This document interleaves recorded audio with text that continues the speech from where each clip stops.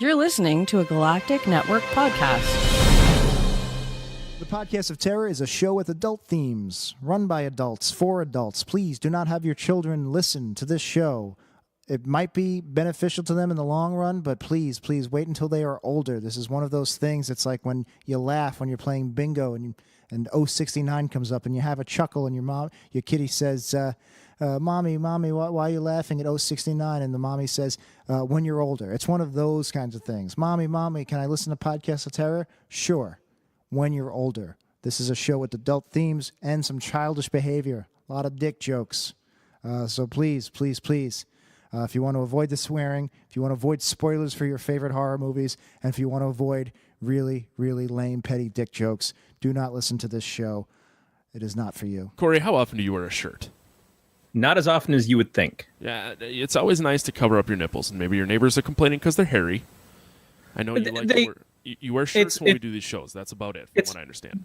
It's more that I just give off a glare that blinds drivers by. It is hot in California, so I assume that you sweat. There's a slight sheen to you, and the California sun just...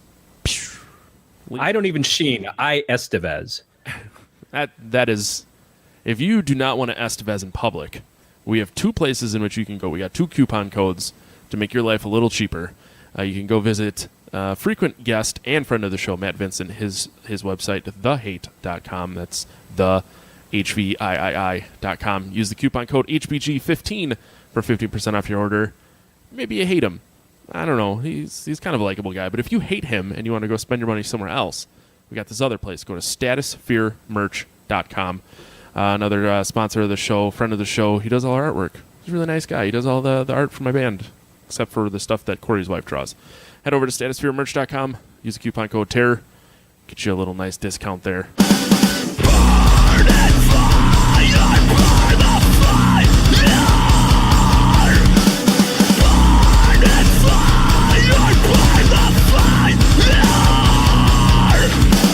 Welcome to episode 114 of the Podcast of Terror, a production of the Galactic Network. I'm your host, Matt Stein. With me, as always, is Corey. HR Muffin Stumps? your local HR representative? Yes, that's right. That's the HR, and HR Puffin Stuff he's human resources Puffin Stuff. He keeps all the craft puppets in line. Huh? Well, people don't really remember, but Sigmund the Sea Monster had a problem with touching. It's bad. Everyone has a problem with touching right now. Yeah, it's true. We were watching Live PD last night, and they arrested an 18-year-old for child pornography. It was fucking weird. Ooh. And his mom just yelled at him the whole time, which I thought was kind of funny. But I guess when you're 18, if you're, some 17-year-olds sending you nudie pictures, that's considered child pornography. I'm not condoning child pornography. I'd like to get that out of the way right away. Turns out it was his dick pic from 6 months prior. Mine or the kids? The kids, come on. I don't know. Do you know the kid? Are you the kid? No, I'm 24. I am only here to make Corey feel very old. That's true. That's our guest. That's Mason Clemens. He's a friend of ours. He became a friend of ours because Corey and I talk to the internet on a weekly basis. Then we had a muscle man on here. And then another guy. Now we're here. That's what brought us to this moment in time. Jack and Dan? Yeah, Mason's a big Simpsons fan. Actually, I don't know if you even are.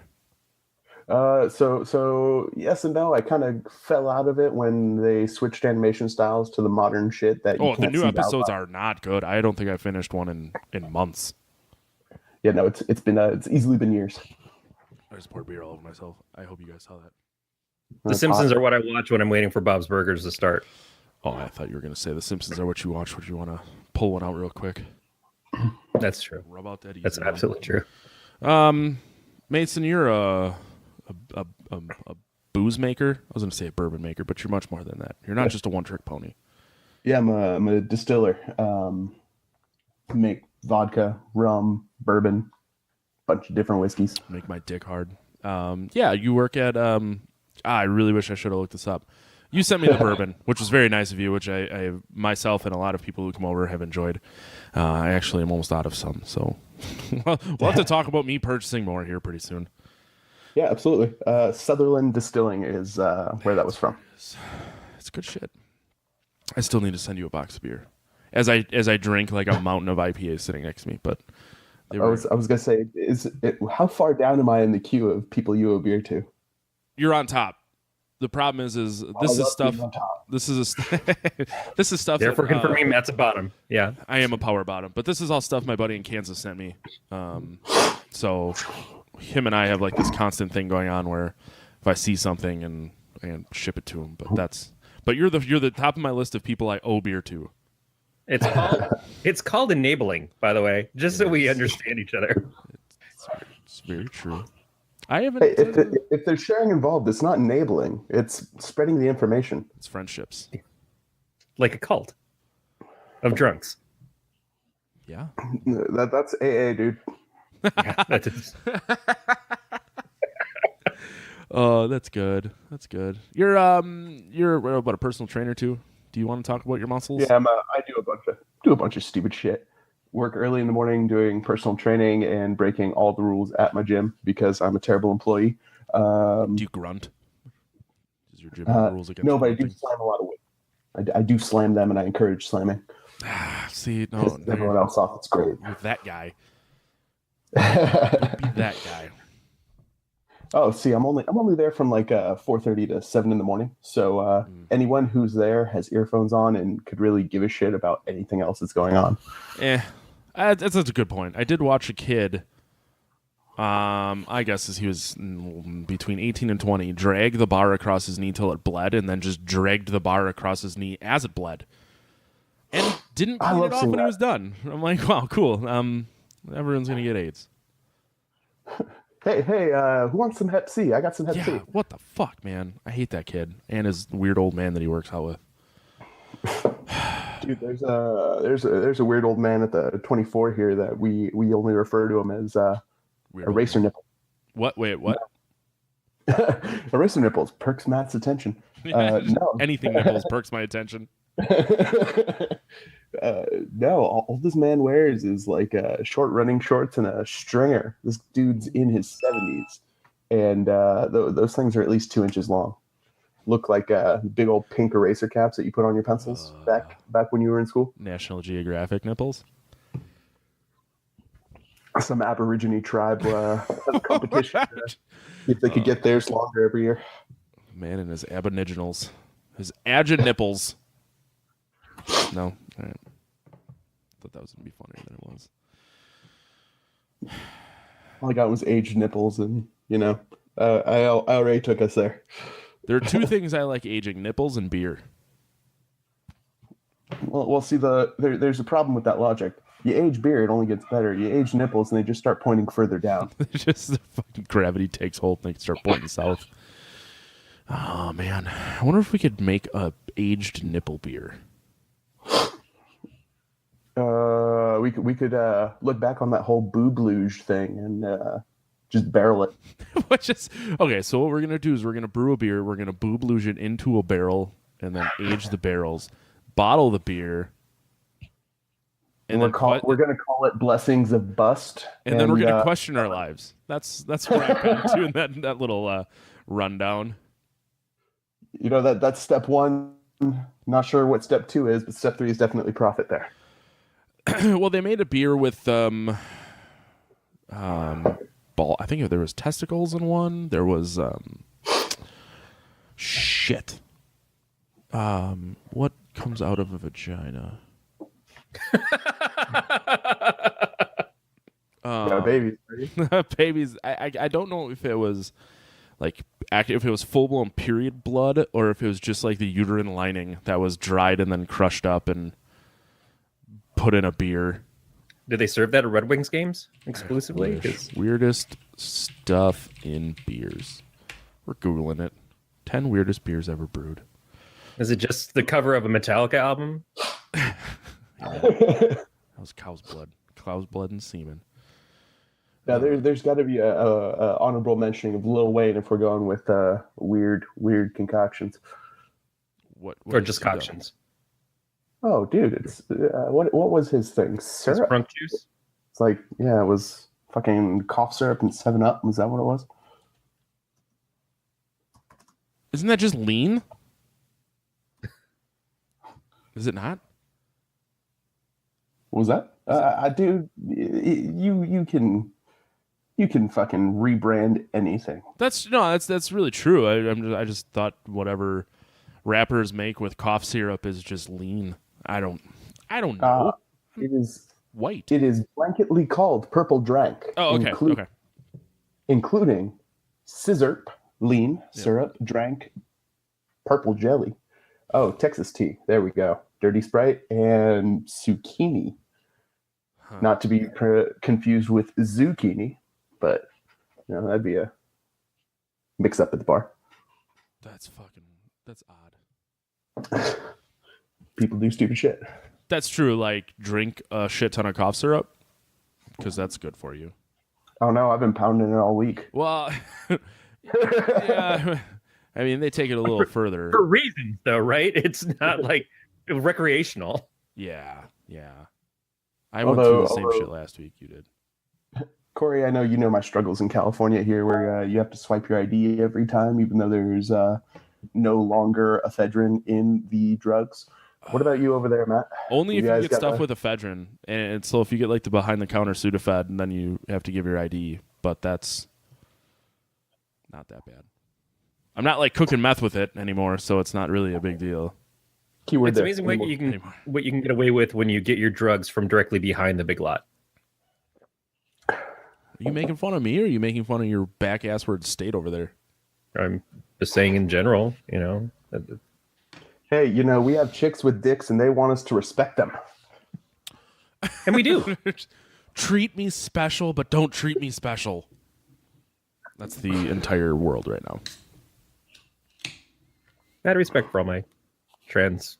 I can't say brothers and sisters. I don't know what the trans, just friends, family, trans family, loved ones. Yeah. And let me clarify. I have no problem with trans people. Whatever you want to do is whatever you want to do. It's when you want to be treated special because you're trans, but you don't want to be treated special because you're just another person. That bothers me. I think what it is that it takes being treated special for a while to even out the treated horrendously for a long time. And that's the other thing. To finally achieve a balance. I, as a white man in my 30s, don't know what it's like to really be treated poorly. Right.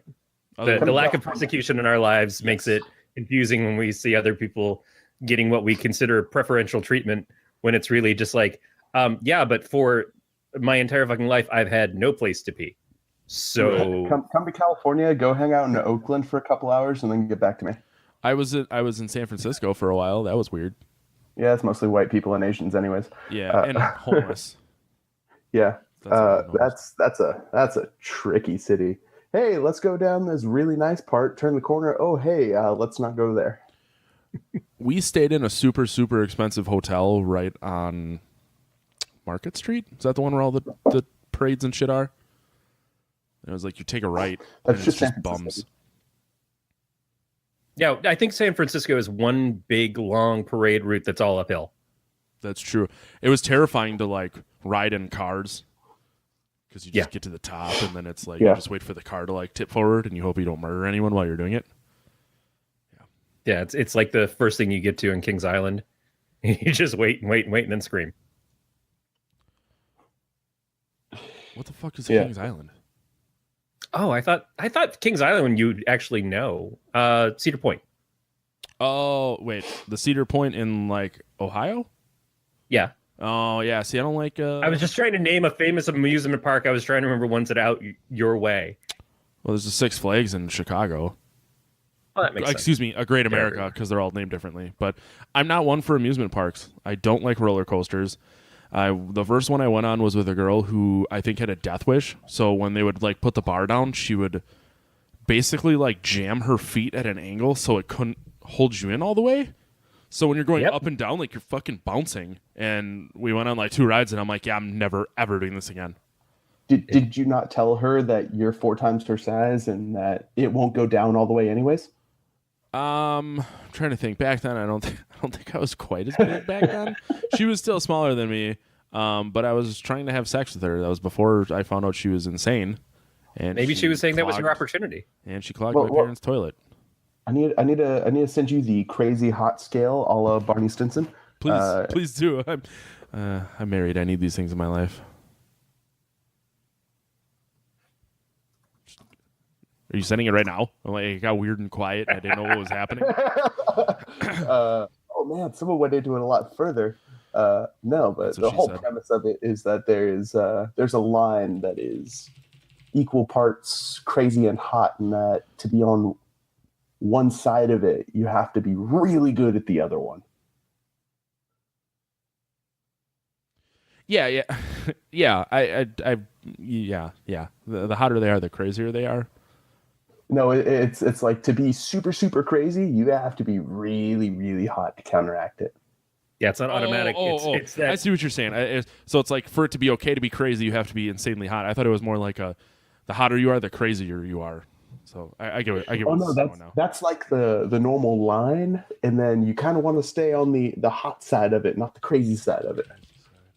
Look it up. It's great. I'm looking it up right now. Oh, there is a video. Oh yeah, there's some weird scientist guy that did it, but I like when Neil Patrick Harris explains it in How I Met Your Mother a lot better. Is that show any good? Everyone keeps telling me it's funny and they make references and it's got its moments. It's good for a few seasons. And that's the thing, like now these shows that are 12, 13 seasons, if it's not worth watching for a few good moments.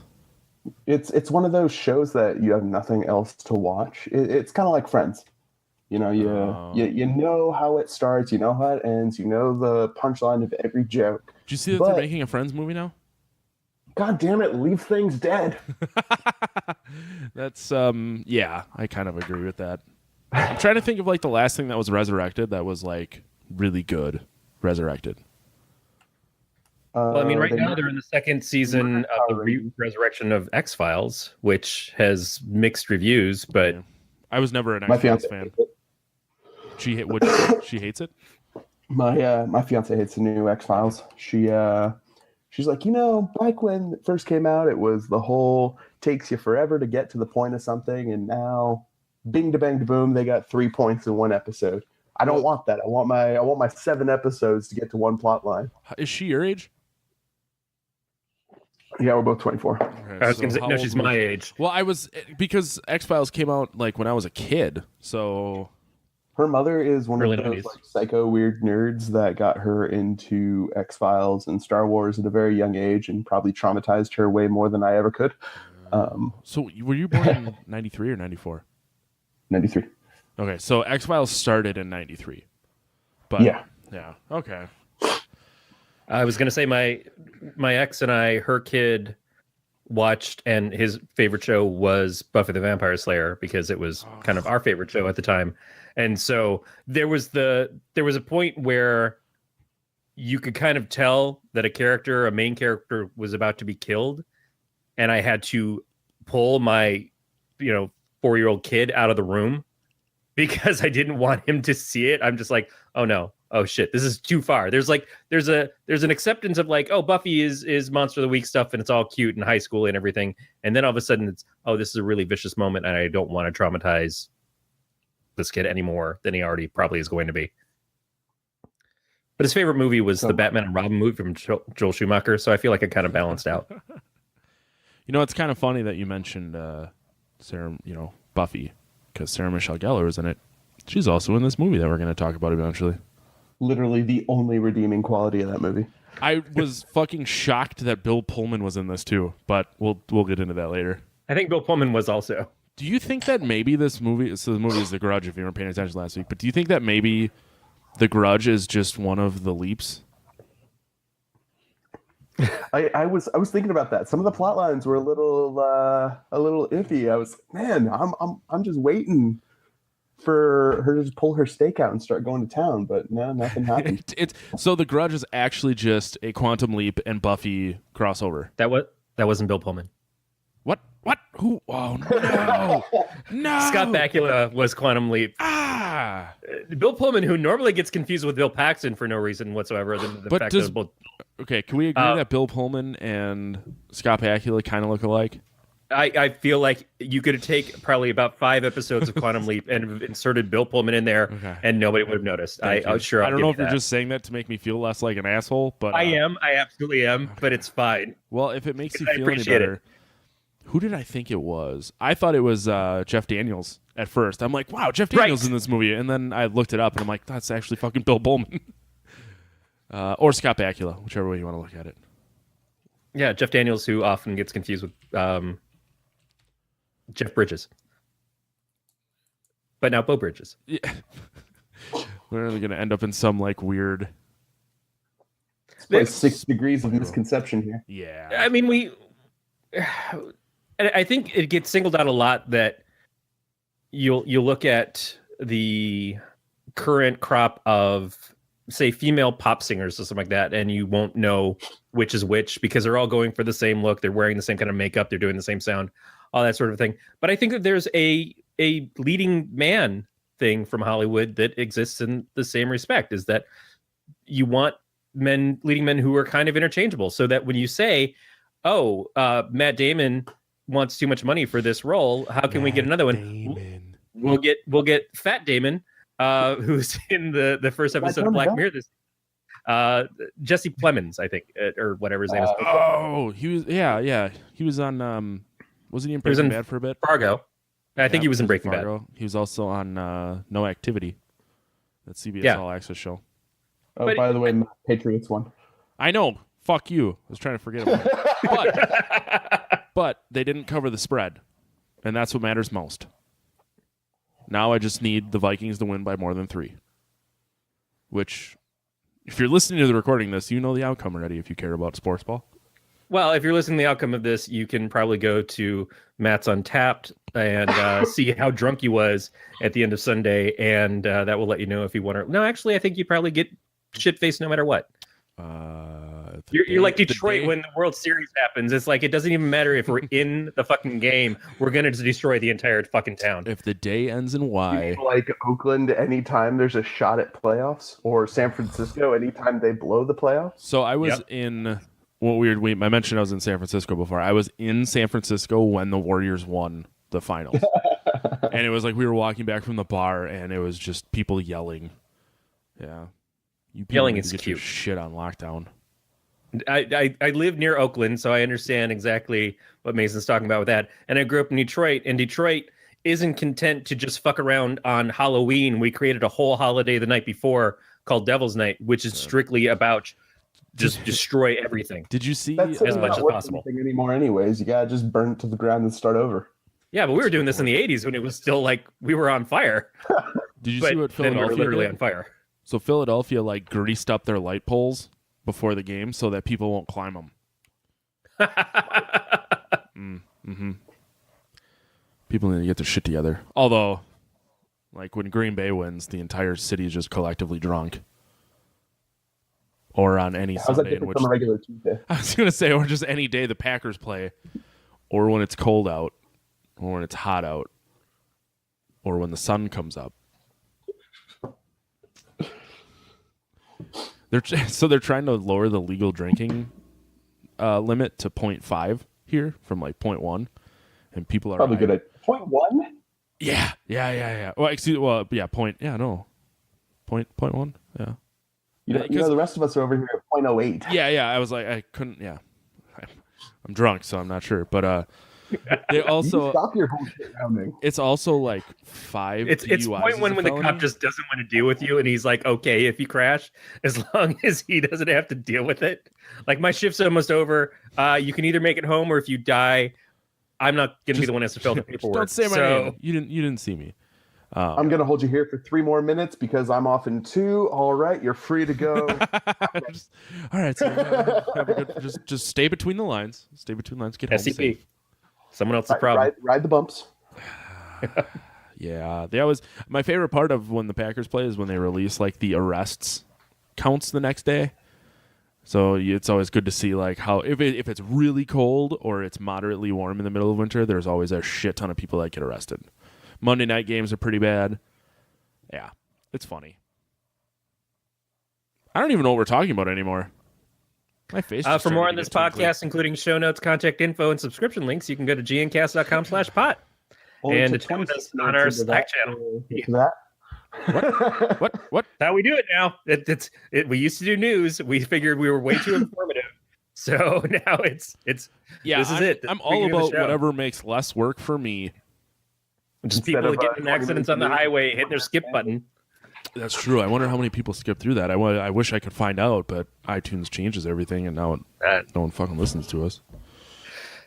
Or maybe that isn't what changed. Chat with us on our Slack channel during the shows. You can go to gncast.com/sign up, or you can meet us in the YouTube channel for Podcast of Terror specifically, where you can hang out with people like Raleigh and Mason's there too. And we appreciate that.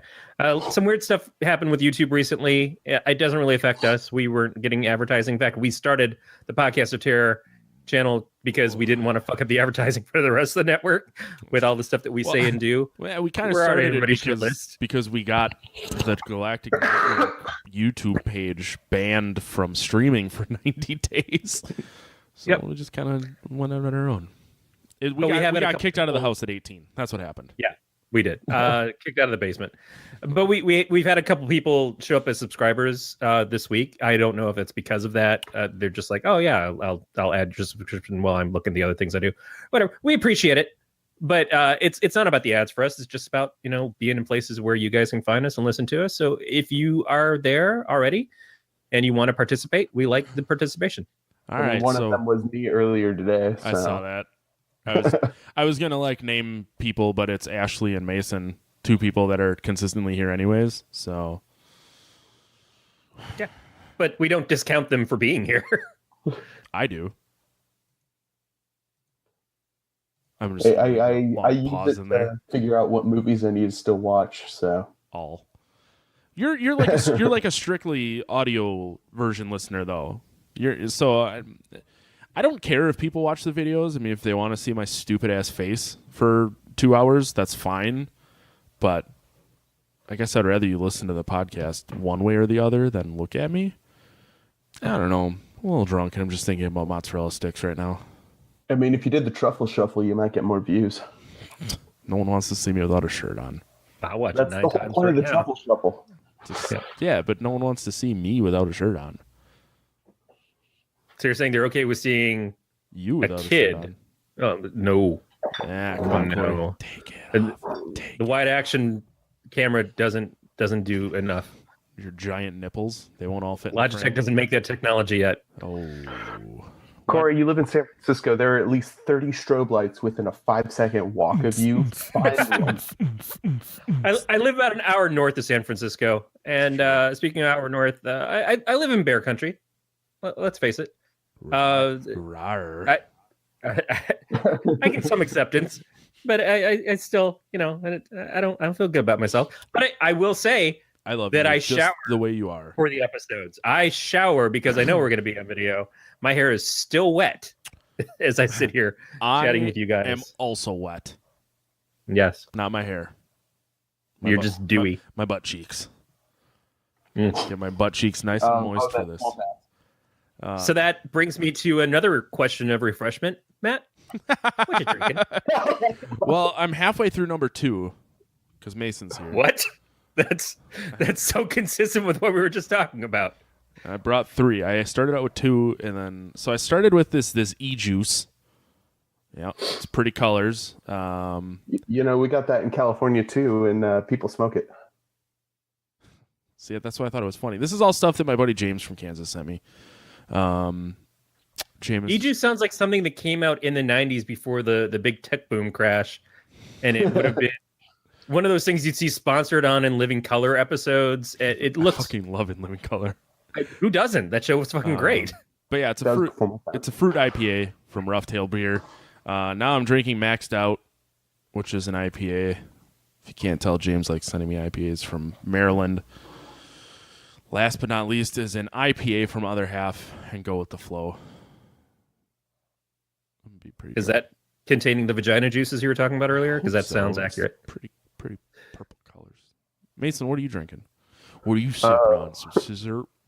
The better question is, what was I drinking? Yeah, that's why you got to go back and talk about all the things that you drank leading up to this point. So I came in unplanned.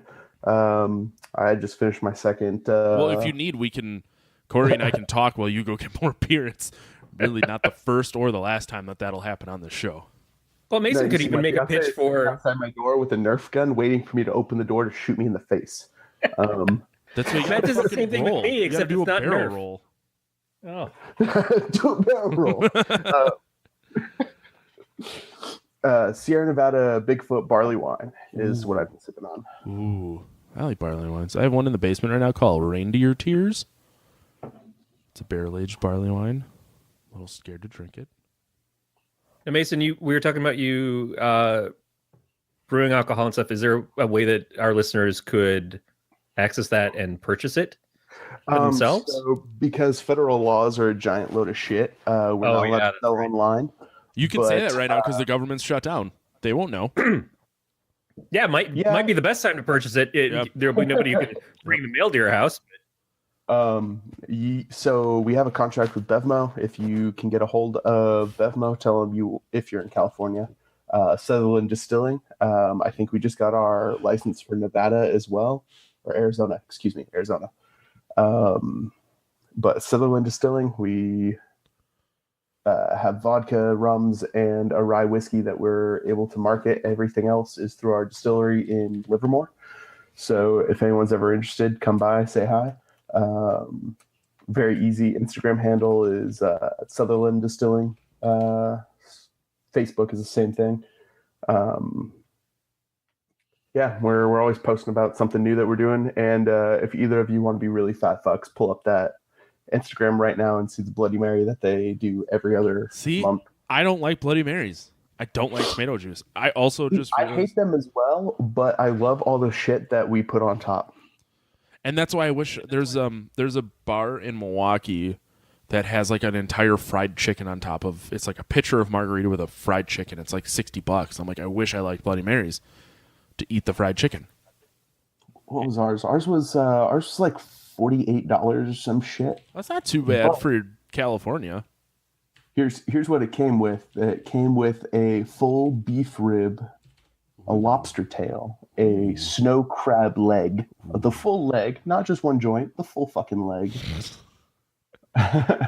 Like a third of a fucking bottle of vodka and a bunch of tomato juice. That all of it is homemade. None of it is prepackaged. How far? So your place is in Livermore, California? Yeah. So Corey, where are you? You're not in San Francisco. You're outside of San Francisco. Yeah, I'm in Sonoma County. I'm about an hour north. Okay. Yeah. So then we're about 2 hours from you. 2-3 hours from you. I'm looking at a map here. Well, you'll have to get familiar with that map because you actually did get added to the wedding list because my drunk ass told my fiance about that joke. I text Beach and I'm like, hey man, I need you to be my date to a wedding. And he said he would, but solid. So it's okay. So it's like an hour out of San Francisco. There's a conference that I go to every year in San Francisco, and I'm trying to figure out if there's got to be a way to get out there if I go again. We were joking that we were going to get the Matt Vincent to officiate it and just have all the asshole people there, but just all your wedding would be all of the meanest people, and that's in October, right? Yeah, it's October 13th. October 13th. All right, I'm gonna see if Beach is still gonna be my date.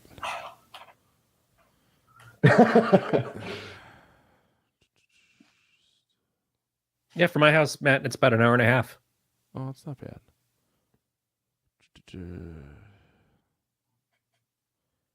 I like how everyone got real silent while I asked Beach to be my date again. Well, now we're all trying to figure out where the fuck we are relative to each other. Okay, so from my house right now, let's see. Would you walk 500 miles and then walk 500 more? It's actually 2,191 miles. It is a 32-hour car ride from my house to yours. I ain't doing that, buddy. Sorry. And can you believe that there are people that drive to the Arnold from California? That doesn't surprise me one bit. I know Brandon Chiappetti does, but he always stops off in like Texas and shit. I guess I'd drive to the Arnold from here. That's just a brisk 7-8 hours, something like that. I have nothing. But Ohio. Yeah, have you ever been to Ohio? No, but I heard it's for lovers. It is. That's true. It's also the asshole of the state. Or, excuse me, the asshole of the country. My buddies and I, we went out in... so one year we went to the Arnold on Friday and went to Cleveland on Saturday. and we went out Saturday night and like found a sushi place, and we were walking through downtown, and there was not a fucking person outside. And it was like, wait, there's sushi in Ohio? Is that it was akin to, like, it was pretty sushi? good. It was a pretty good sushi place. But one of the guys I go with had never eaten sushi before, so we're like, well, we're here, we're queer, we don't want any more bears, let's go get some. And I think now my buddy Seth is into sushi, which is chest dicks, but yeah, there was like not a single person outside. I want to say the Heat were not the Heat, the fucking basketball team, the hockey team were playing in town. You're talking to the wrong guys, man. No, Columbus has hockey, so they have a basketball team. You got the Browns and the Cavaliers. That's what you got. in Okay, Cleveland. yeah. So the Cavaliers were playing. Obviously, the Browns weren't because it was March, and the Browns. But there was like no one No one outside. cares anyways. What's that? No one cares anyways. It's the Browns. So one of the guys in my band is like a diehard Browns fan, and I don't know why. I mean, I do know why, but I don't know why. He's grown up in Wisconsin his entire life. He was a Vikings fan at one point, which is not uncommon to see around here. And apparently a player that he was a fan of got traded to the Browns, became a Browns fan. And now he's just a Browns fan. He said he was watching a game. So he has NFL Sunday Ticket without having DirecTV. You can, like, if you prove to DirecTV that you can't get Dish, they will let you pay for a season of Sunday Ticket. And he did it. And it was like one of the games that they lost, which was 16. And he said it was like the fourth quarter, and he just called and tried to cancel, and they wouldn't let him. He's so pissed off at the Browns that he wanted to cancel his Sunday Ticket. That dumb bastard. So how My fiance on the other side of the wall texted me, yelling at me about my X-Files opinions. She said, "Thanks for stealing my opinions, asshole." Does she want to be on? She want to come in here? I'm sure she really wants to be on the internet right now. I told her I gave her credit, but she still stands with her words. Is she going to listen to this? Probably not. Oh, okay. Thanks. You could have lied. Why would we expect anyone to listen to this? That's true. When half of your viewership is sitting on the other side of the computer, you lower your expectations. That's actually a really good point. You know, of the 7 people that listen, 3 are on the show right now. I actually was going to send my wife in my stead because she watches the Grudge movies way too much, which I mean more than once. And I forgot that they made 2 sequels, and I almost watched them, 3. Isn't there a 4th one? No, there's going to be they've announced they're going to do a reboot of the series, but the person who directed the 3rd one also directed 3 online shorts, I guess, after the 2nd one, or around the time of the 2nd one. So there's a lot of Grudge, and there's, of course, the Japanese series that it was originated from. Which I feel would have been a lot better of a topic to pick instead of this garbage piece of movie. Well, right now, so I went to watch this last night, and I was flipping through cable channels. I was not looking to watch this. It was just like, all right, I'm going to have to get a fucking around to it anyways. Sure. But on Stars, they were playing The Grudge 2, and then Ju-on, the original version of The Grudge, all in a row. So it's something that seems like right now everybody's probably seeing this, who hasn't seen it before and don't know what the fuck they're in for. Yeah, this movie's not good. We played CinemaSins as we were going through it, and it was pretty great. That sounds fun, actually. What is it? You've never heard of CinemaSins? No, I'm straight. It's a YouTube channel where they take pretty much every popular movie and point out all of the cinematic faux pas, like 3 minutes of intro credits, CinemaSin. And so when or like they'll say the title of the movie, and that's a sin count against the movie. And but they'll also on some movies they'll say, but this thing was really so fucking cool that we're going to take away 3 sins. And just like, you'll see the score, you see the tally that's counting up, and then all of a sudden it'll jump back a couple, because they are very honest. It's like, it's not, we're just shitting on this to shit on it. It's, we're telling you the things that we think are cinematically, like, we should be past this by now, but we're not. And we point them all out, but we're fair. Yeah, like they when they did like all the Star Wars movies, it's like, oh, yeah, bullshit, sin, sin, sin, sin, sin. Holy shit! Did you see that? That was really cool. We'll take off 3 cents. Yep. I'm gonna have to watch. I had never ever heard of this. Oh, that's a good channel. Like, there's not a lot of popular YouTube channels that I watch, but that one and Honest Trailers is another one I like Honest that I watch a lot. Ooh, movie recipes. Oh, is that binging with Babish? No, it's on the CinemaSins website. Oh, they did. They kind of stopped doing that. Did they? But binging with Pavish does a lot of this shit too. Although I really enjoyed his the Ralph Wiggum crayon sandwich, but he just like colors cheeses and then does it. That was pretty cool. Much better than melting crayons. Yeah. He said he tried melting crayons once and it just didn't go very well. Shocker. Says you. Have you melted crayons before?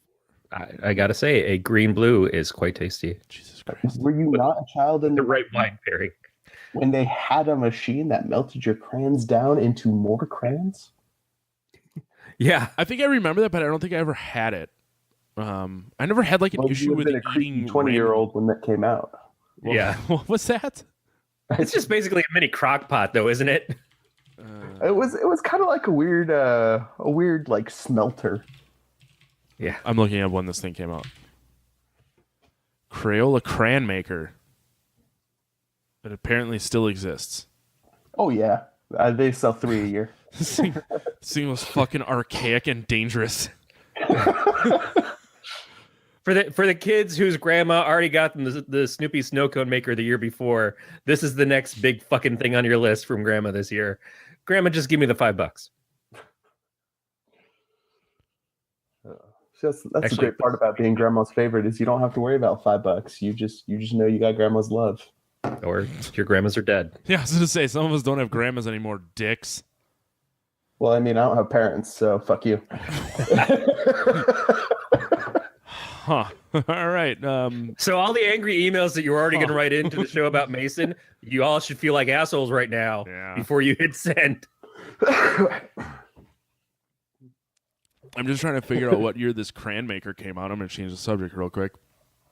And here's just like a website of a guy melting down crayons in various methods. Still don't know what year this thing came out. You can, oh wow, they made like, sir, are you in the IT and you should know how to figure this shit out real fast? Yeah, but beer.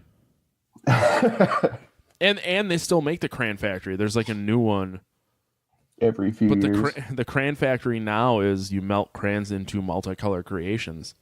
Like this kid looks like someone's thumb is in her butt. I can't tell if it's a guy or a girl. It looks like kind of boyish, but with long blonde hair.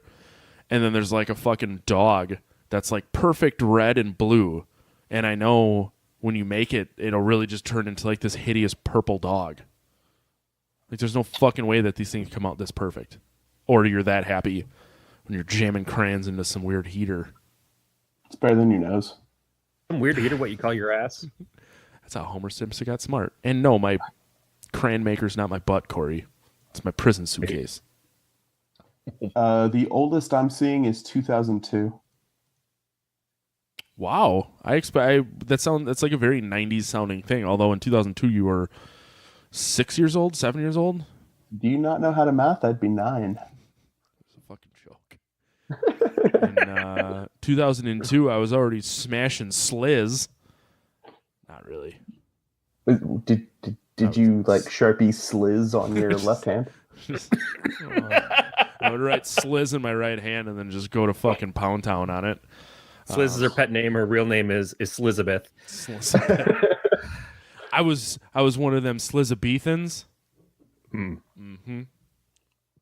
We're doing everything we can to not talk about this movie, aren't we? Kind of. I'm on number 3, Mason. Where are you at, dog? I'm about a second away from going and getting something else. Dude, you have to. Although once this one ends, then the P comes on, and that's when I start to rush the show. Yeah. So take your time. Wow. What number are you on? I'm on the one where I'm regretting life decisions. I don't think I'll get that deep. Oh God, dang it! I just spilled over my keyboard. See, regret. Now I gotta lick my desk and my cans. Well, it's time to clean out the Cheeto dust, beer, and cum from your keyboard, Matt. So I had bought a keyboard where the keys stand off the top, so it's easier to clean the Cheeto dust out. I'm just smearing beer all over the place. I'm gonna come in here tomorrow and be like, "Why is it sticky?" You never are gonna walk in there and wonder why it's sticky. No, that's what the garbage can's for. Really? No potted plants? You can shoot that far? No, I stand up and and come stagger over to jizz into a garbage can. Don't tell me you don't. Shakes is masturbation. What's that? More than 2 shakes is masturbation. Well, yeah, I know. I'm married. Well versed. More than 4 shakes is the second time. I don't even know what's happening right now. Should we just Mason, talk about here's this where fucking dog shit movie? we're going to give you the opportunity. We're going to give you the opportunity, Mason, to describe to us what the fuck the Grudge is. The Grudge is a clusterfuck of This is your 90s punishment. cinematography that came out in 2004. Yeah, 2004. Yeah, no, this I was talking with Matt about this. This is one of those movies that, I was 11 when this came out. Scared the shit out of me. Watched it as an adult. Nothing. Scared the shit out of you that someone paid to make this? Yeah. It very much bothered me that When you I mentioned can't that pay for this, school, but someone can pay for this movie. but like we talked about, like The Ring scared the shit out of me when I saw it when it was in theaters, and now I watch it now and it's a goddamn joke. Blair Witch. I like the remake, but yeah, it's the same thing. So the thing with the Grudge and The Ring specifically, they were both films that came as remakes of recent Japanese films, and there's an aesthetic to them that was new and kind of visually interesting to Americans when they saw it. So when you're watching the commercials for this and you're seeing this, I forget, Origo or whatever, I can't remember what the kind of ghost is, Kaiju but this Big rage ghost, the rage ghost that is in this, and then the naked kid, which is just weird. But it felt very spooky and new. And this was there? Oh yeah, there's to get into the story a little bit. A woman has a serious crush on her teacher, on an American who's living and teaching in a university that she goes to, and her husband discovers her diary about it, assumes that they're having an affair, murders her, murders their son, murders their cat, and then kills himself.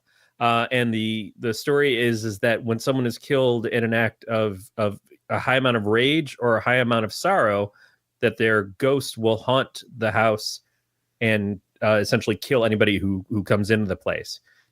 And at the time that the story starts, it's been 3 years since the murder-suicide has happened, and the first family moves into the home, a couple and their mother who has dementia. And Quote, unquote, dementia. right. And then they all get killed, but there are assistants who are supposed to be coming to the home to help out with the mother. One of them, essentially the first one we see is this woman, Yoko, and we see her get pulled in by the ghost when she goes into a closet or something, or goes upstairs. Because I guess the whole thing about the ghost is that they just make a fucking mess around the house at first to get your attention, and then you follow the mess upstairs like while you're trying to clean it, and then either naked kid or angry cat or hairy woman come out and they grab you and they fill you up with fear and cause you to die.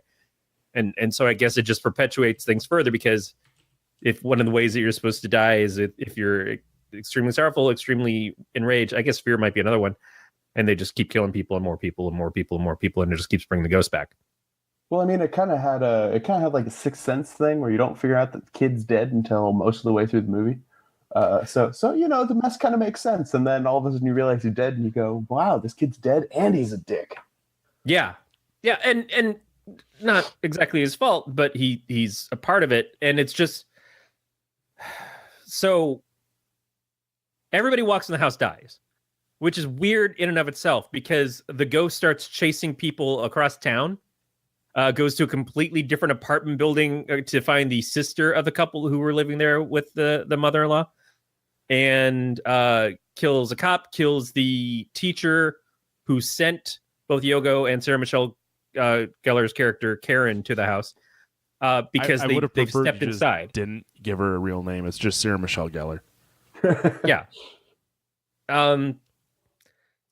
One of the things about it is that it's non-linear storytelling. We open up with seeing Bill Pullman, Bill Paxton, Scott Bakula, all Jeff of the Bridges. above. Yeah. So he's standing there. Woman on the bed, who I assume is just actually Al, is like, hey, I found out what we need to fix in this timeline. And so Pullman, we see him there, and he's just kind of like standing on a balcony, and he turns back, looks at her, looks over the balcony, and then just falls over it and dies. But this isn't like, it goes from that to the death of Yoko to Sarah Michelle Gellar getting introduced to go pick up the slack because Yoko didn't show up for work the next day, and she goes over there, and then we start to get some backstory about the couple that moved in. And later on, we'll see the backstory when she walks in and she sees what happens when Bill Pullman goes in there, and he discovers what happened to the woman who was obsessed with him and the family and everything. So you kind of jump around in time. It's not exactly Pulp Fiction or... So the Wikipedia, and I was reading this because I have to, but it said that everything is chronological in the movie. Which, are you sure? I gotta find it again. Yeah, because it seemed to be out of order. Maybe the Wikipedia is chronological in how they tell it. It was a lot of like jumping back to memories kind of thing, and that made it very hard to follow at a couple points. But also, hey, I was just interested in this movie for 3 seconds, and now I have no idea what the fuck's going on. Okay, cool. Yeah, but it does the stupid thing of we had to explain to the audience how this happened. So we're going to have the main character witness to things that happened before she was here. She's going to walk around and like the ghost is showing her because it has to explain to her what happened. Let me show you so that we can see it. Yeah, exactly. So here's Bill Pullman finding the stuff and everything, because otherwise she really doesn't know enough to figure out what the fuck is going on or why. But she should just be killed. It's like we have an attachment to you, so we're going to let you see it where everybody else just sees shit, freaks out, has an asthma attack until the ghost finally climbs up on their face and smothers them with fear. I just... So you both get one free shot to make fun of me. The Wikipedia says the following events are explained in their actual order. The original film is presented in non-linear narrative. So I don't know how to read. It's okay. It's okay. They don't require a high school education to get a job in IT and Wisconsin. I expected a lot worse. Thanks, guys. I potentially was masturbating while reading this, so sometimes words are missed when you go cross-eyed. When you it was those a vinegar big strokes. Spooky ghost, right? Big spooky ghost. I do like jerking it to big spooky ghosts. Nothing like a big clump of hair in a bathtub to make you feel like this is what I need to bang one out to. By the way, this movie definitely made me feel like it's about time for me to cut my hair because it was just gross. It was just gross the whole way.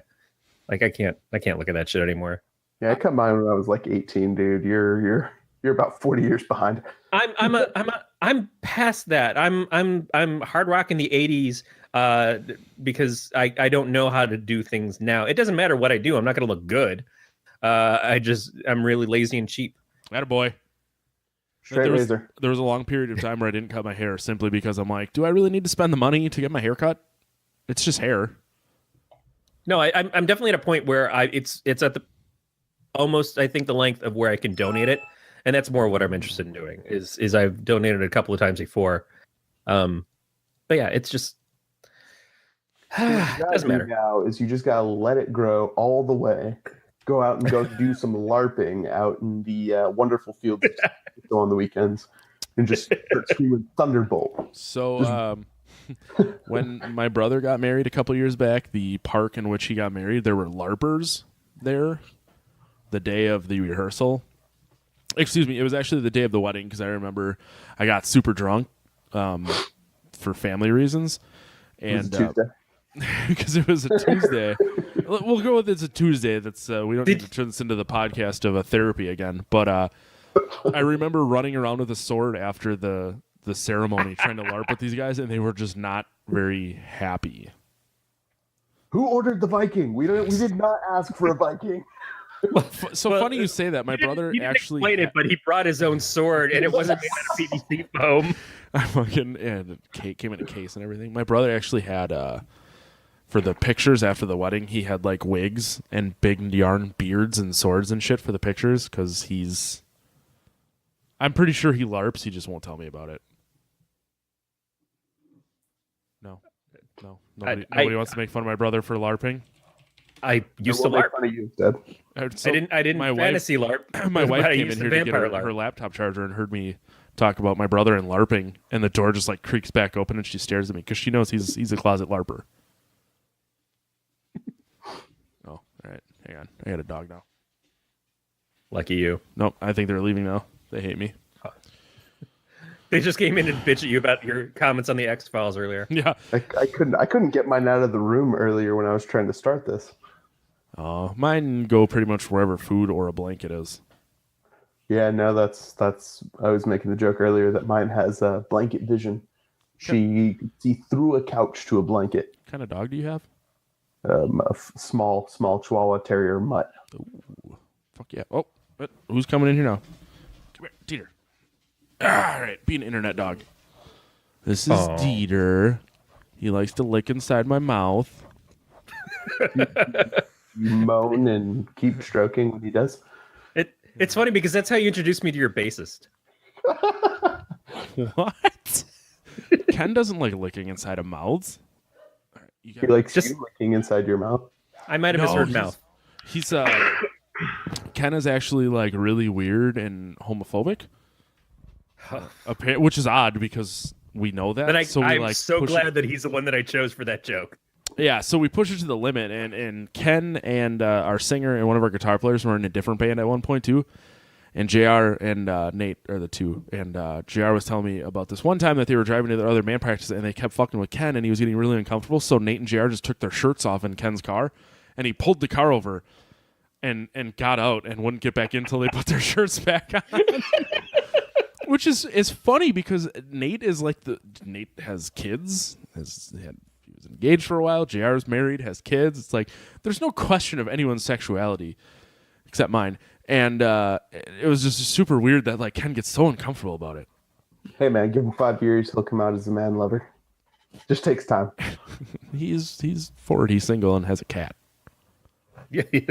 So that should just speak loud enough. That's what I said. But Ken's also like one of the nicest people I know. So I don't like speaking stereotypes. But he's a sister.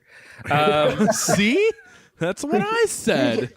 But it's okay. It's okay. You know, if you're not ready to come out, if you're never ready to come out, that's up to you, man. That's your call. We support you. We as long as it's not coming from a place I hate. You know, no. Ken is and that's the thing is I know I've heard you talk about Ken. Yeah. I didn't know about that aspect, but I know that he's a good guy. But the thing is, and that's what's so funny. It's like, oh man, Ken, come on, buddy. If he just wouldn't let it get to him so much, we wouldn't do it at all. Right. Like,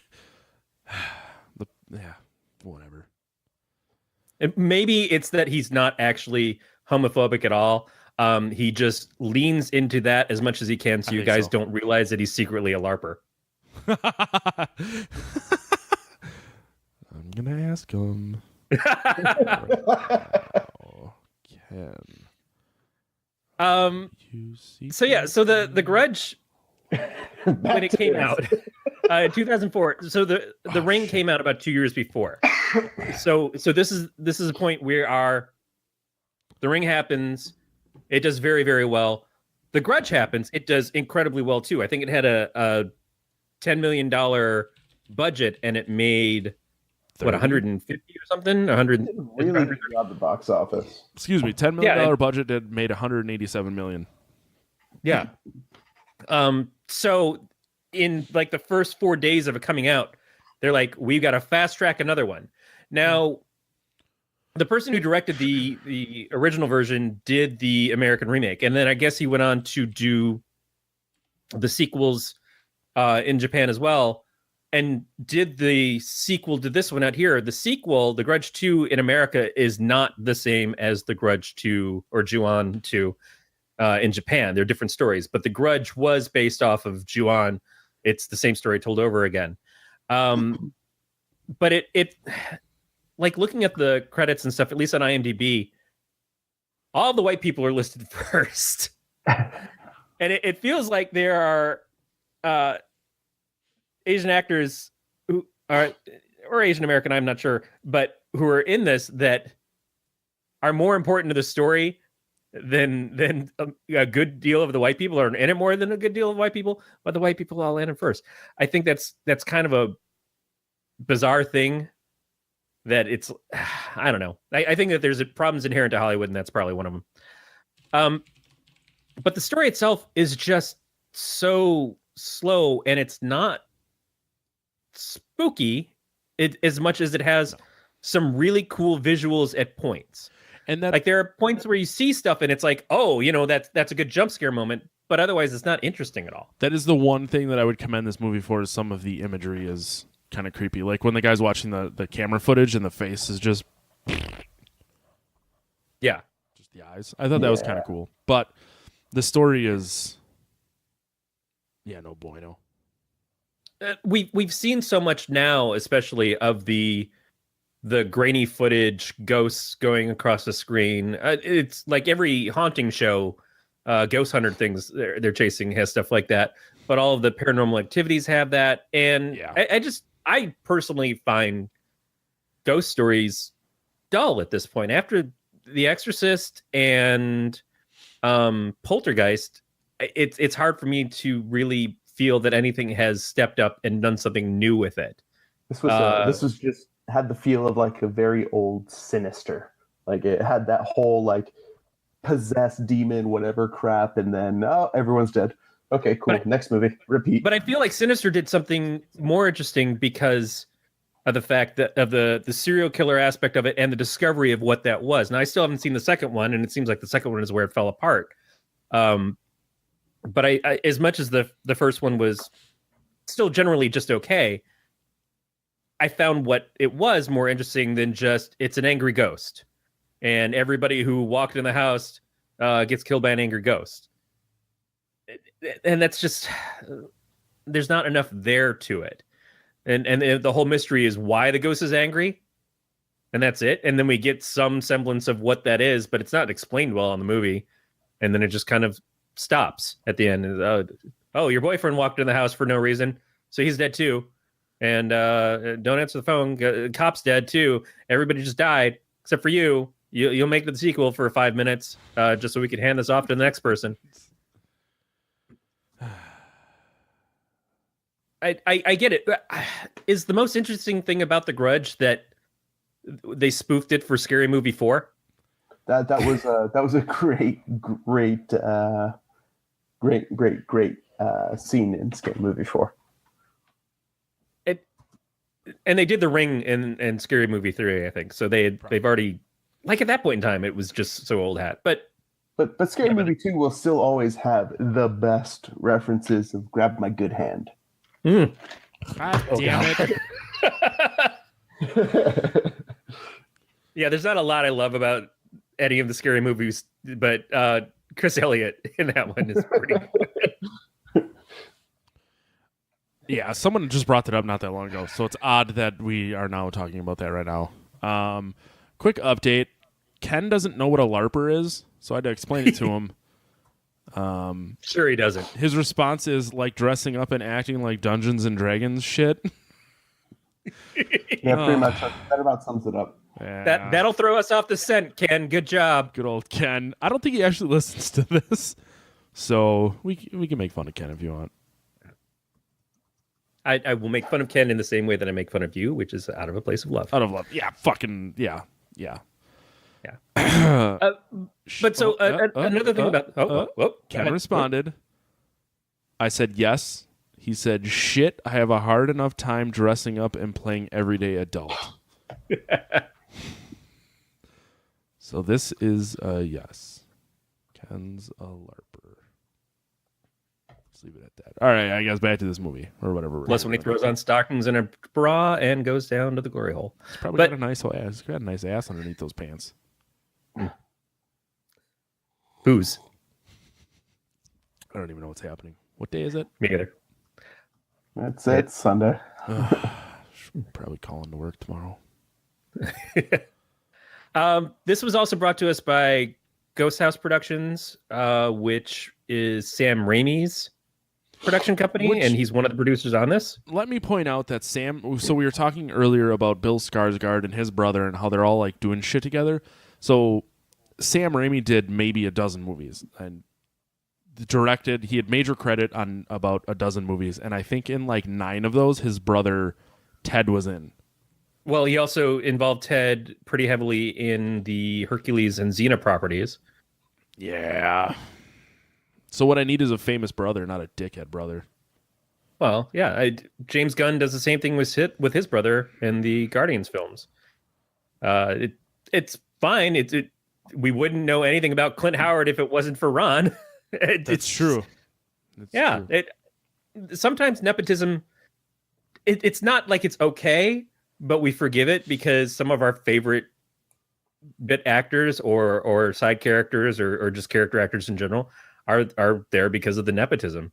But it's fine. Corey, you're my favorite side hoe. I am. We're not related though. That's why you're my side hoe. You're the only side hoe. That's what makes it legal. You're my side piece. I don't live that far from Utah. We could make it work. She goes to Utah a lot for work, so I could probably just hitch a ride. We can make this fucker official. Does Facebook have the ability to be married to more than one person? I mean, if they didn't, that'd be some sort of, That's what social I'm saying. justice thing that needs to come That's through. what I'm saying. Should find this out. Do it right now.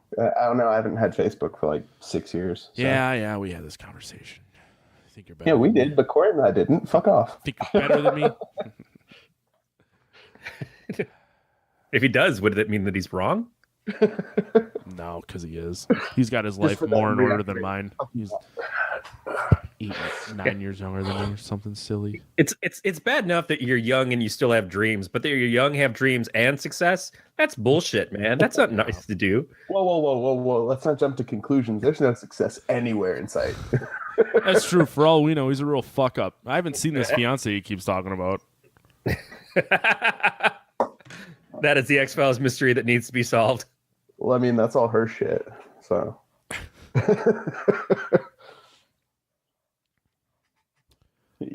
This movie sucked, all right? Just breaking this down. This movie was not good.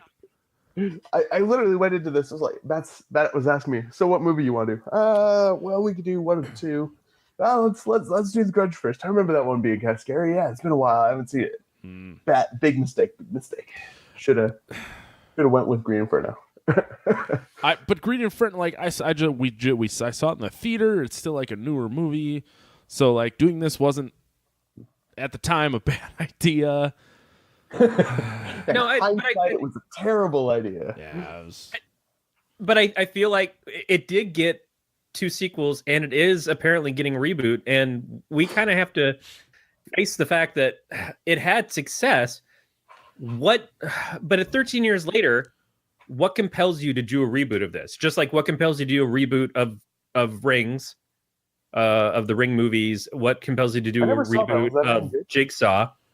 I don't remember Rings being good. Jigsaw is it's your basic Saw movie where it's like 90% of the time, hey, we're leading you in the right direction, and then the last 10% it's like, fuck it, and nothing makes any sense. YOLO swag. Yeah, pretty much. Yeah, someone in the background, the script just says YOLO swag for Jesus, and fucking everything goes. But if Jesus, a very good model for what a Jigsaw kill is. Yep. Yeah. So your followers have betrayed you. You have where the answers are. Hollywood, if you're listening, we collectively, the 3 of us, are willing to sell the rights to Saw 0 AD. Chronicles. Yep. It's the Jesus version of Saw. So basically, Jesus has lost his mind, and he was a son of a carpenter. He'd have to own a saw, right? Exactly. All of the apostles. Jesus was a carpenter. He was not the son of a carpenter. Oh, that's right. I don't know. Nice. I think that kid had fucking daddy issues all the way across the board. Doesn't matter. The point here, the movie we're selling right now, is that Jesus builds some medieval shit for all the apostles.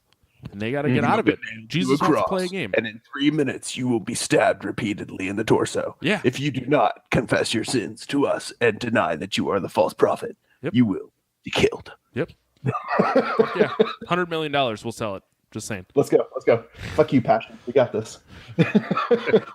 Trademark January 21st, 2018. The 2018th year in our Lord and Savior Jesus Christ. $100 million. Fuck, what was I talking about? I made that joke earlier today. I was like, at this time, 2018, the year of our Lord. I love doing that. People always just stare at you. Like, yeah. I just love that Matt's legal thought process is that if you just scream trademark, that automatically protects your right. So funny story, funny thing you say that. The easiest way, so if you as a band create music and you do not copyright, and I'm trying to think, like, this was like 10 years ago that we found this was a process, because now it's much easier to like put your music out and it be a registered trademark, copyrighted, etc. 10 years ago, have a really flaming Spotify playlist and have a drug. I'm still trying to get us on a fire Spotify playlist, but that's a different conversation. So right now, 10 years ago, if you wanted to trademark your music or like prove that your band name existed, all you had to do was record a CD, mail yourself that CD, registered mail, and force a signature, and that's how you would prove that you had the band name first.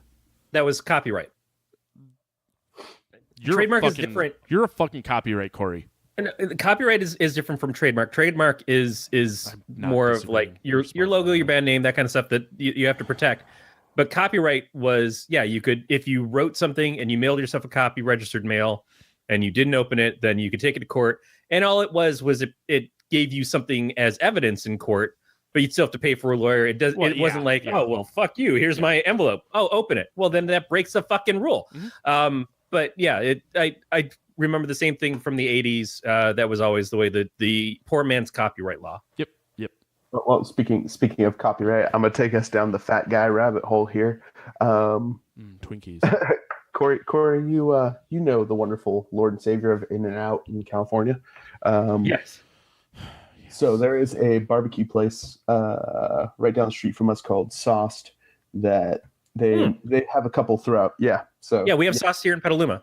Okay, so you're up in Petaluma. Cool. Yep. Lagunitas, great road trip. Three Floyds bought Lagunitas distiller machines. Yep. What? I don't know what they're fucking called. Distills? So Lagunitas had stills, and they sold them to Three Floyds, and that's what Three Floyds is using to start their rum. Not the whiskey. Interesting. Yep. All right, sorry. Where I was going with that. Sauce has started their whole we got new burgers. Literally, one of them is called Copyright, and it is just blatantly upping In-N-Out. It's the same fucking thing, spreading everything. They got fries to go with it too, and they're literally animal fries. They're like, oh, we know that they are taking copyright fucking food and throwing it on their menu. And you guys saying copyright so many times triggered the copyright: sharp cheddar, sautéed onion, house-made Thousand Island lettuce, tomato, and pickles. Yep. I'm gonna turn the camera off and masturbate. $16. It's a $16 fucking. The whole point of In-N-Out is that as far as cheap, somewhat fast burger food goes, they are good, better than the other ones. The problem with In-N-Out is they've got a very limited menu. They just recently added the first thing to their menu in 16 years, and it was hot chocolate. When the fuck did they do that? I have not seen this. Wow. I think it's only certain locations, but yeah, we went there. It's like hot chocolate marshmallows. That makes sense. So this sauce California. Place, their menu is not on like a real website. So it's on Oh, yeah, it is. singleplatform.com. Well, the one I'm looking at, someone fucked up and it says that their full-sized pulled pork nachos is $1,850. Someone did fuck up. Yeah. I found the real Corey shared a link. I'm opening this and we're going through it all together. Yep. No, it's the menu. I just found it too. All right, new podcast idea, menu reviews. This week we're working with Sauce Barbecue and Spirits. Not opposed to it. Burned in. God, I wish I was here when I got there. My boss comes out here from Rhode Island a couple of times a year, maybe, and every time he's here, pretty much every day, he goes to In-N-Out because he grew up in Southern California. And I didn't think it was that great. I'm a much bigger fan of Whataburger. It's okay. No, it's regional thing. It's your local thing. It's like if I go back to Michigan, I'm going to want to go to White Castles because I grew up with White Castles and I can't get them out here. So, even though if I buy White Castles frozen at the Safeway and I heat them up, they taste exactly the fucking same. In my adult life, I have not shit for one day. I have not. There's one day I have not gone with making a BM. That day was the day after I ate White Castle for the first time. Yeah. Wow. That's one that's. I have a story then, because also White Castle smells the same going in as it does coming out. No, that's true. That's absolutely true. When I came to visit California before I moved out here, it was my friend and I drove across the country. So that 32 hours you're talking about earlier, we did from Michigan to California in about 36 hours, straight through, didn't stop. And we left his place in Flint. And I like couldn't stop using the bathroom. I just I was going to get ready and I'd take a shit and then I'd like start to get in the shower, and in the middle of taking a shower, I'd I have to get out and take another shit.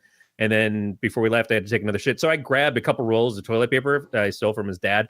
I'm like, we're gonna need these. And then we got in the car and drove across the country. So the drive was about a day and a half. We get here, stay with my friend Ann at her place, have ample opportunity to use the bathroom. I could not shit for 11 days. I swear to you, 11 fucking days. Now, in that time, Anne had money and stuff. She kept taking us out to really nice places to eat. I couldn't really eat. Like, my stomach was just like, I'll take a couple of bites of food and then I won't be able to eat anymore. So my entire system just got fucked up in some way. But by day 9, I was scared. Like, by day 7, I'm thinking, yeah, something's really wrong. But by day 9, I'm like, I'm in fear for my life. Okay. So day 10, we were calling around of like, where can he go to a hospital and stuff? It was because it's concerning. Like, you're used to your body. Days around the corner where they get their enemas from. Yeah. So since we're telling poop stories, last year at the Arnold, we degraded into Mark Bell's Powercast. Let's go. Pretty much. Yeah, we're pretty much the Powercast now. Last year. So they go to the Arnold, and you literally do nothing but eat protein samples, drink protein samples, and drink pre-workout. So we're driving home, and a buddy of mine has a hard time pooping on the road, and we hit a truck stop on I-90, and both of us just destroyed the toilets there. And it was like, I don't know if you've ever been to a truck stop. I'm sure both of you have. You, as a listener, if you've never been to a truck stop, you know that's not a place that you take. You don't put your naked butt cheeks on that toilet. Nope. Corey doesn't know what a truck is. Only Prius. I can't even defend that. I'm pretty sure he drives a Prius. I know. I drive a. Thank you. I drive a Fiesta because just I'm as from bad. Detroit, and I'm poor. But no, that was the other thing is I don't use public restrooms. I don't like it. Yeah, I don't blame you. It freaks me out. My friend, when we used to go to Cedar Point, he told me one time because he noticed it. He's like, I don't understand how we can drive from Michigan to Ohio, be at Cedar Point the whole day, have lunch, have drinks, have sodas in the car and everything, and come back home and you haven't pissed once. Dude, you don't even pee in a public toilet? At that point in time, I just didn't have to. Wow.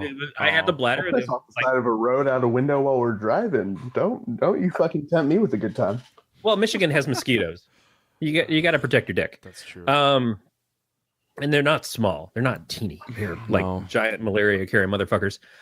But just like I feel that public restrooms themselves are fucked up. It's a stupid gross. fucking thing But to if do. it's between shitting in my pants and shitting on a Hep C filled and that's the toilet, thing. It's not like I was keeping myself from shitting. I just didn't have to. Yeah. And now it's a different story. Like I didn't go see the new Blade Runner, not just because I'm not interested in Blade Runner, because I'm not, but also So you because had hot wings the night before and you didn't want to die.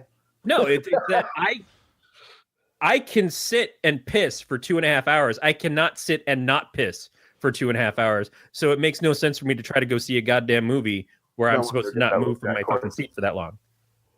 Like I'm 50. I'm fucking 50, and it takes me a long time for the system to work. But when it wants to, it just like, now, motherfucker, run. Piss sack activate. Yep. I had this weird thing about shitting in public, and it was like there was a select number of restrooms that I would use. Target was one of them because I could see the last time it was cleaned. Yeah. See, when I landscaped, we would mow the lawn at a Walmart, so I would shit at a Walmart at least once a week, and then that's kind of when my my public toilet standards just out the window. Oh yeah, gone. Yeah. When I was driving around and doing on-site computer repair and stuff, that was when things shifted. That my life had to change because, yeah, I could get through a workday probably, but just times when you're out on the fucking road and you're like, I have to find somewhere soon. And California traffic's a bitch all the fucking time. Like you don't get a choice. And sometimes it's like, if you have a nice client and they let you use their bathroom, you don't want to wreck it, but you might wreck it. Hey, I need to take a big greasy shit.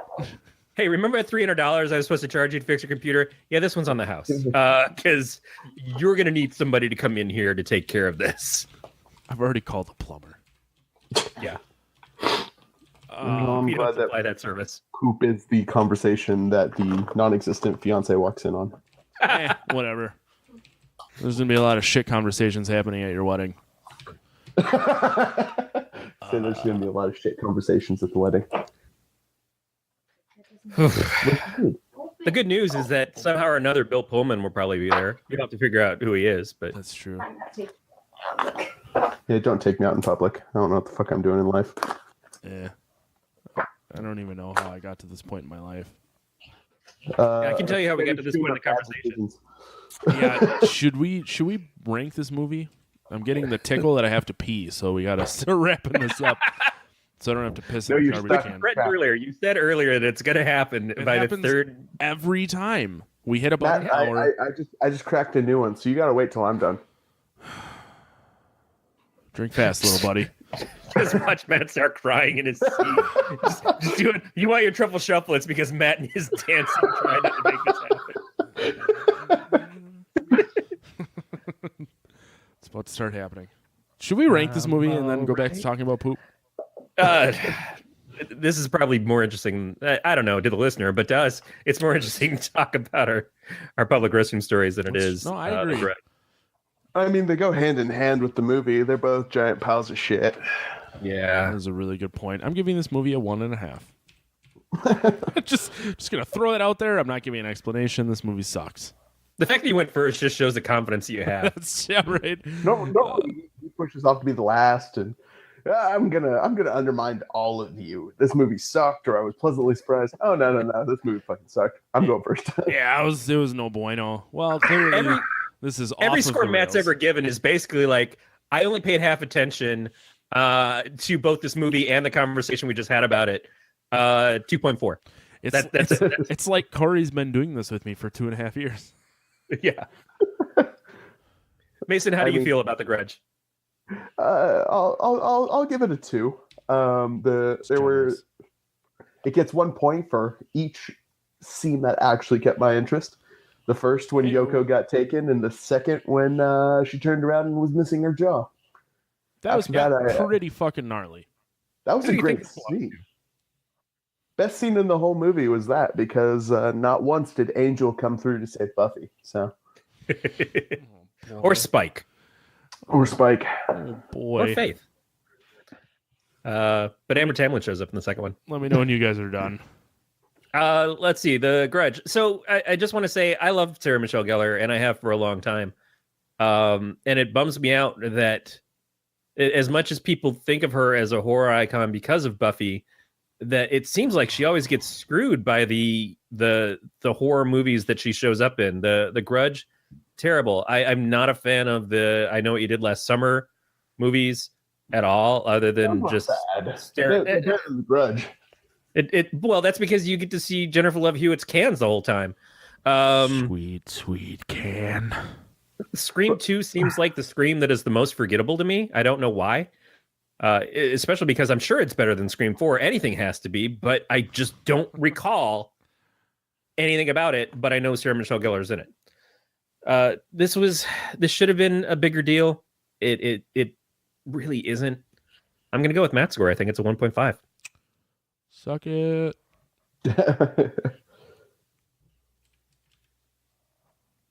Are we just having a moment of silence for this piece of shit or what? just somber recollection of why did we do this again? I was trying to think of a good poop story, but I could sing that Vitamin C song if you want to real quick. Oh God, the graduation song. We remember. Those are the only words I know. I was hoping for like Time of Your Life, the same era of this movie, just sing it off into the sunset. I liked Vitamin C when she was in Eve's Plum. Huh? She was the singer in a band. I believe it was called Eve's Plum, named after Eve Plum from the Brady Bunch, which was a tougher sounding alternative band than what she did in her own pop stasis things years later. You are very much right. They used to play her video on Beavis and Butthead all the time. Oh, fuck yeah, I love Beavis and Butthead. I believe the song was Blue, Colleen Fitzpatrick. but not the Abadi Abada. Oh yeah, I was going to ask if it was a dabba-dee dabba-da. Oof. Another thing in this movie is Clea Duvall. I love how Corey paid more attention to this movie than the person who recommended it. I just want to say what he Clea Duvall was in The Faculty. That was a movie that I liked much more than this. And we haven't really reviewed it. Yeah, we should probably watch that eventually. If we're going to go back and do 90s films, that's very 90s. As long as we don't have to watch Disturbing Behavior, because fuck that. I don't remember that one. Right.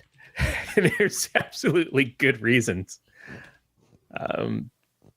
Katie Holmes was in Disturbing Behavior. It was not good. It was not. I remember they were trying really hard to give her like a modern, not catchphrase so much as like, but let's create a new buzzword. And so she kept saying things were razor, and it just sounded fucking stupid. I don't think I've ever seen this movie, but now I want to, and I just want to refer to things as being razor. New trend, 2018. Yep. Well, it was like in Bill and Ted's 2. Everything's station. Yeah. Yep. Oh. Talk about a remake that was also a big letdown. I mean, we could just go with $1 billion movie. Tim and Eric's $1 billion movie. There we go. I love that movie. Dude, literally in my apartment, the whole last week has been me and my fiance screaming, "I wasn't meant to live very long." See, my wife thinks Tim and Eric is stupid. Tim and Eric is stupid. It's super dumb, but it's great. We tried to watch it on Hulu because they have all of it on Hulu. And we watched the first episode and went, I can't do it. I'm so sorry. I can't do it. Drugs help. Drugs help a lot. I bet drugs help a lot. Yeah. Take that, opioid crisis. Hey, I didn't say opioids. I just said drugs. Yeah, whatever. I don't care. I don't care about anything. Yeah. I wish I was never born. That's about how I feel right now, guys. And they have to. So if you wish we were never born, you can contact us by leaving us a voicemail at 805-328-3966. You can email us at pot@gncast.com. You can leave us a message on the website. You can follow the show on Twitter, Facebook, and Instagram. We're at Podcast of Terror in all those places. And you can subscribe via iTunes, Stitcher, Google Play, YouTube, or wherever your favorite podcatchers are. Leave us feedback on whichever one we like. You can tell us that we're stupid, but maybe you still like us. That seems to be a thing that you can do. All subscription options and links can be found at gncast.com/subscribe. And you can join our Facebook page Podcast of Terror, or for the whole network, Galactic Network. Also, Matt is going to tell you about something nice that you can do for us that won't cost you a thing, but help us out. Go ahead, Matt. PM me your tits. Yes. That's my The favorite. only thing that costs you is belief in yourself. Yeah, you can go to amazon.podcastterror.com, shop like you normally would. We may or may not actually see the money. It depends on if Amazon wants to share or not. Fun story. I did get a little gift card from people shopping, so thank you very much. And then my wife purchased something and basically gave me the finger. So all that progress we made, your wife just ripped us off and bought what? A stamp? What did she get? Give me a second. I'm going to look this up. Mason, where can people find you while I find a way to publicly shame my wife? Well, I can personally be found on Instagram, Mason_lifts, because I'm a basic gym bro. That's true. literally 95% of my posts are lifting, the other 5% are alcohol. Follow Sutherland Distilling on Instagram and Facebook. That's where I work and make booze and make people slightly more tolerant to be around. I don't even drink, and I just followed both of those. It was a 20-pound bag of birdseed. No. For do you have parakeets We have or we is have that chickens. Chickens. Yeah. So yeah. Officially, Podcast of Terror. It's for the birds. Have you ever been on the subreddit Nature is fucking lit? There is literally a gif of a chicken laying an egg, and it makes me want to not eat eggs. Well, they just shit out an egg. Like, I have to wash them. They're slathered in feces when I pick them up. Oh, no, there's a difference in feces, and this is just hymen. Recommend earlier when Matt didn't know what came out of vaginas. And it goes full circle again. False. Corey, where can people find you on the internet? You know what? Just go to look at Podcast of Terror, man. It helps support our show by being a part of the community. We love you guys. We definitely want to have as close a relationship as you're interested in. It's all about consent. We want to get to the point where it's uncomfortable. Still looking for this chicken gif. Like laying an egg, but in reverse. I want to tell. Fuck, who was it?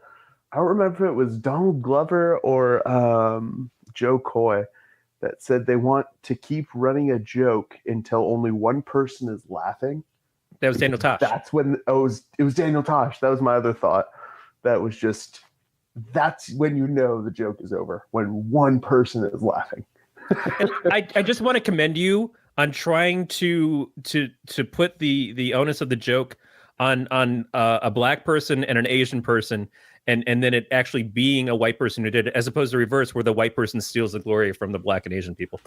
I think that's very forward thinking of you. Either one of those, because yeah, absolutely blend together.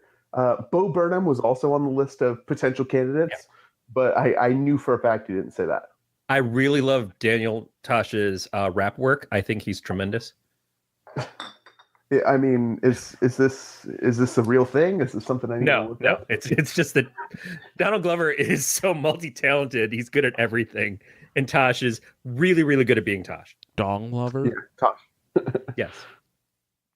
You do remember the point at which Donald Glover realized that his Twitter handle was Dong Lover?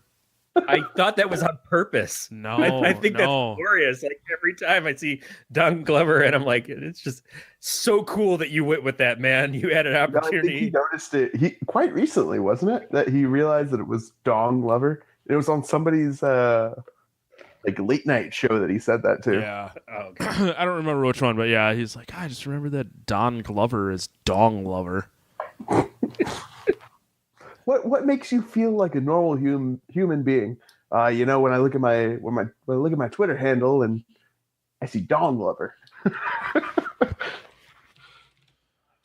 Oh boy! Oh, it's on Jimmy Fallon. Okay, that's what I was looking up. I can't find the chicken egg thing. I'll have to keep looking for it. I'll send it to you later. Please do. And I really have to pee. You can find me on Twitter and Instagram and on Tapped at Matt the Lifeguard. Next, oh my god, it it's starting to hurt real bad. Next week we're supposed to be talking about a movie called Who's Watching Oliver with the star of the movie, Russell Banks. I say who's because he still has to send it to us. Yeah, we're waiting for confirmation. That is the plan right now. Yes. If for some reason that doesn't turn out to be the case, I would like to say that you could check out our Facebook page and we would tell you there that we've changed plans. Yeah, but just do whatever we want. Matt is a real shitty human being and doesn't give a fuck. And I forget care about all the is time. I masturbating basically and got eating onset cheese. Alzheimer's. Yeah. That's true. So that's going to do it for another episode of the podcast here. Mason, thanks for hanging out. Always. I got to sit really weird because it's starting to hurt. Have you got your balls tucked underneath your leg yet so you Yeah, can just try? Just everything is pinched. South of the midsection is pinched right now.